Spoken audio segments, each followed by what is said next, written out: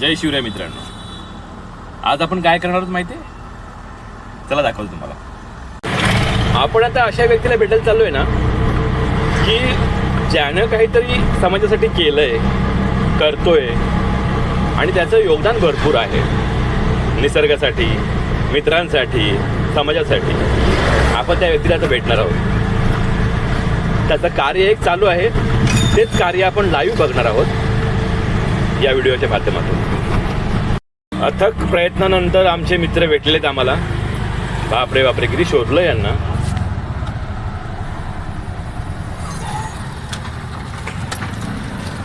Call उचलत नाहीत भाई, कॉल. हे बघा, हे मित्रांनो त्यांची गाडी दाखवतो. गाडी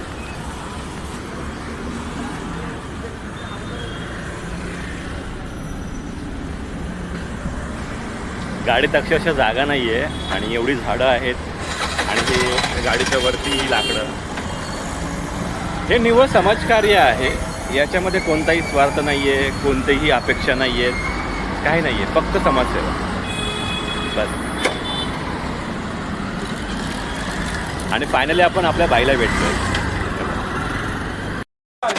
निसर्ग प्रेमाची आवड असणं जास्त गरजेचं आहे. आता आमचा छोटा वृक्षप्रेमी बघा काय करतो. ए कपीस, शाळेला नाही गेला का? का रे, सुट्टी होती का? मग काय करायलाय? अरे वा, माती काढवा.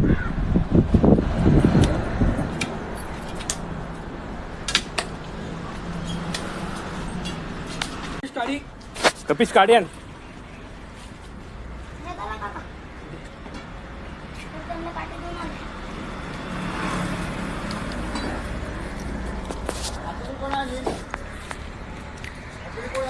भावना फक्त एकच आहे की निसर्गाचा जो ऱ्हास होत चाललाय तो कुठेतरी वाचवायचा, कुठेतरी संवर्धन करायचं.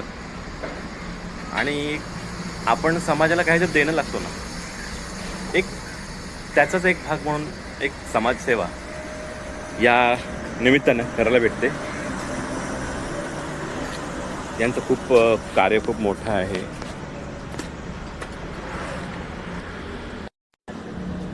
छत्रपती शिवरायांच्या गडांचं संवर्धन, रक्षण करता करता थोडासा वेळ वृक्षासाठी देत आहेत आपले सोमनाथ काळे साहेब आणि महादेव शिंदे.